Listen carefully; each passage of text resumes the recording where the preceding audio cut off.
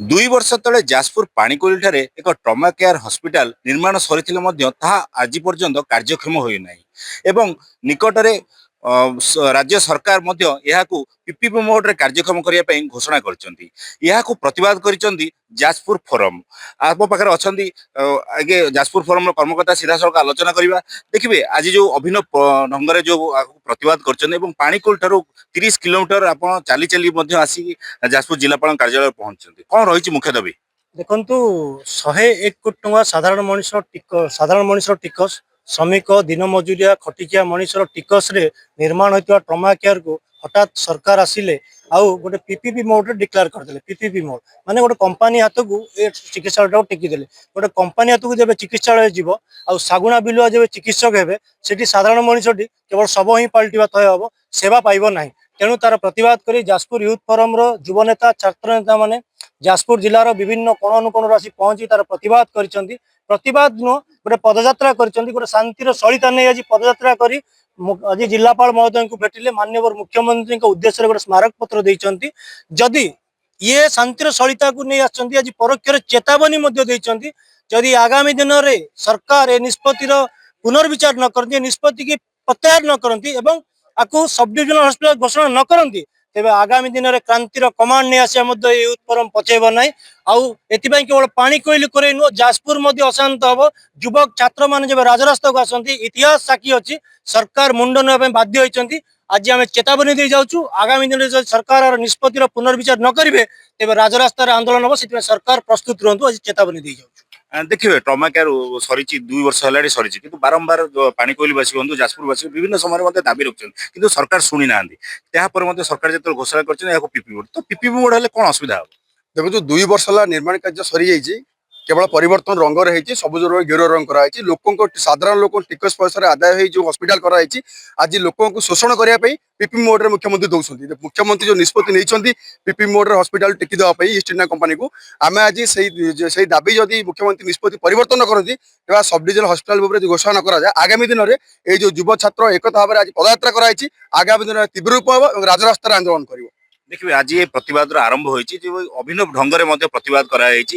ପାଖାପାଖି 100ରୁ ଉର୍ଦ୍ଧ୍ୱ ଯୁବକ ମାନେ ଆଜି ଏକ ହୋଇକି ମଧ୍ୟ ଚାଲି ଚାଲି ଆସିଛନ୍ତି ପାଣିକୋଇଲି। ତାକୁ ନେଇକି ଆଗାମୀ ଦିନରେ କଣ କହିବା ବାର୍ତ୍ତା ରହିବ? ଦେଖନ୍ତୁ ଯୋଉ ଟ୍ରମା କେୟାରଟି ହେଇଛି ପାଣିକୋଇଲି ଅଞ୍ଚଳରେ, ସେଟା କେବଳ ମାନେ ସେ ଅଞ୍ଚଳବାସୀଙ୍କ ସ୍ୱାର୍ଥ ପାଇଁ ସେଟା ହେଇଛି।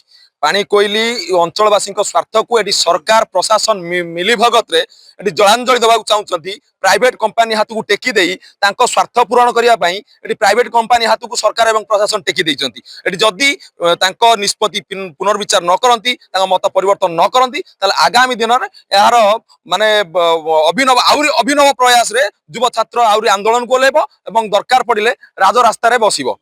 ଦେଖିବେ ଯୋଉ ଟ୍ରମା କେୟାର କଥା କହିବା, ତେବେ ଟ୍ରମା କେୟାର କଣ ଆବଶ୍ୟକତା ରହିଥିଲା ପାଣିକୋଇଲି ଯୋଉ ନିର୍ମାଣ, ଏ ନିର୍ମାଣ ପଛରେ ଲକ୍ଷ୍ୟ କଣ ରହିଥିଲା?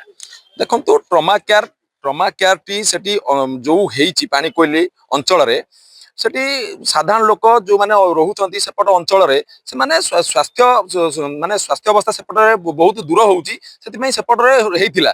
କିନ୍ତୁ এই যে বর্তমান যে সরকার এবং প্রশাসন যে প্রাইভেট হাতକୁ ଟେକି ଦେଇଛନ୍ତି, সেটি স্বাস্থ্য সেবা ঠিক সে সাধারণ লোক পাইপারিবেনি। তেଣୁ ସେଥିରୁ ବଞ୍ଚିତ ରହିବେ, ଶୋଷଣ ହେବେ।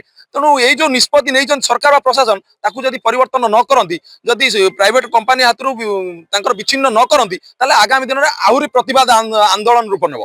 ଦେଖିବେ ପୂର୍ବ ସରକାର ସମୟରେ ଯେଭଳି ଭାବରେ ଜାତୀୟ ରାଜପଥ କଡ଼ରେ ଯୋଉ ଦୁର୍ଘଟଣା ଜନିତ ଯୋଉ ଅଛନ୍ତି ପେସେଣ୍ଟ ମାନଙ୍କୁ କିଭଳି ଭାବରେ ତୁରନ୍ତ ଚିକିତ୍ସା ଦିଆହବ, ସେଥିପାଇଁ ମଧ୍ୟ ଏହି ଉଦ୍ଦେଶ୍ୟରେ ଟ୍ରମା କେୟାର ନିର୍ମାଣ କରାଯାଇଥିଲା। ଦେଖିବେ ପୁଣି ଏହାକୁ ମଧ୍ୟ ରାଜ୍ୟ ସରକାର ମଧ୍ୟ ବର୍ତ୍ତମାନ ଏହାକୁ ପିପିପି ମୋଡରେ ଘୋଷଣା କରିଛନ୍ତି କାର୍ଯ୍ୟକ୍ରମ କରିବା ପାଇଁ। ତାକୁ କଣ କହିବେ? ଦେଖନ୍ତୁ ଇଏ କିଛି ନୂଆ ଜିନିଷ ନୁହେଁ। ମାନେ ଏଇ ଟ୍ରମା କେୟାର ଯୋଉଟା ହେଇଛି ସେଟା ପିପିପି ମୋଡ ହେଇଯାଉଛି, ଆମକୁ ଲାଗୁଛି ଏଟା ନୂଆ। କିନ୍ତୁ ୟାର ଠିକ ବର୍ଷେ ପୂର୍ବରୁ ଏକେ ହସ୍ପିଟାଲ, ଆମର ପୁରୁଣା ଟୋଲଗେଟ୍ ଯୋଉ ଅଛି ପାଣିକୋଇଲିର ପୁରୁଣା ଟୋଲଗେଟ୍ ଯୋଉ କହୁଛନ୍ତି, ଏକେ ହସ୍ପିଟାଲକୁ ସେମି ଗଭର୍ଣ୍ଣମେଣ୍ଟ କରାଯାଉଛି। ଏକେ ହସ୍ପିଟାଲକୁ ସେମି ଗଭର୍ଣ୍ଣମେଣ୍ଟ ପ୍ରଥମେ କରାଗଲା। ତା ସତ୍ତ୍ୱେ ସେତେବେଳେ ବି କୋରେଇବାସୀ ନୀରବ ଥିଲେ, ଆଉ ଯାଜପୁରବାସୀ ବି ନୀରବ ଥିଲେ ଯେ ଗୋଟେ ପ୍ରାଇଭେଟ ହସ୍ପିଟାଲକୁ କଣ ପାଇଁ ସେମି ଗଭର୍ଣ୍ଣମେଣ୍ଟ କରାଯାଉଛି, ଆଉ ସେଠି କାହିଁକି କାର୍ଯ୍ୟକାରୀ ହେଇପାରିବ ଗଭର୍ଣ୍ଣମେଣ୍ଟର। ସେତେବେଳକୁ ଆମର ବିଲ୍ଡିଂ ବିଜେଡି ଗଭର୍ଣ୍ଣମେଣ୍ଟ ଥାଏ, ବିଲ୍ଡିଂ ସେତେବେଳକୁ ପୁରା ସମ୍ପୂର୍ଣ୍ଣ ଭାବରେ କମ୍ପ୍ଲିଟ ହେଇସାରିଥିଲା। ସେତେବେଳେ ବି ସୁଦ୍ଧା ଆମ ସାଙ୍ଗରେ ଯେମିତି ଖେଳନା, ଆମେ ଯେମିତି ସାବତ ପୁଅ କୋରେଇ ସାବତ ପୁଅ ଓଡ଼ିଶାର, ସେଇଭଳିଆ ଆମକୁ ଦେଖାଯାଉଛି। ଆଉ ଆମର ଯୋଉ ଟ୍ରମା କେୟାରଟି ପିପି ମୋଡକୁ ମାନେ ରାଜନୈତିକର ଯୋଉ ଅଛି କିଛି କୁଚକ୍ରୀ ଗୋଷ୍ଠୀ ମାନେ ସେମାନେ ନିଜ ପକେଟ ଗରମ ଆଉ ରାଜନୀତି ଗରମ କରିବା ପାଇଁ ଏସବୁ କାମ କରୁଛନ୍ତି। ଆମେ ଯେତେ ଦଉଛୁ ଆମେ ବି ମାନେ ସାଧାରଣ ଜନତା ଆମରି ପଇସାରେ ସେ ଯୋଉ ଟ୍ରମା କେୟାର ଦେଇଛି।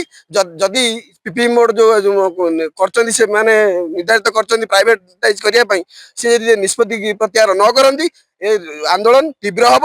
ଆଉ ଆଗାମୀ ଦିନରେ କଣ ପରିସ୍ଥିତି ହବ ସେଟା ଆଗାମୀ ଦେଖିବେ, ଆପଣ ମିଡିଆ ବନ୍ଧୁ ମାନେ ବି ଦେଖିବେ, ଆଉ ଜିଲ୍ଲା ପ୍ରଶାସନ ବି ଦେଖିବ।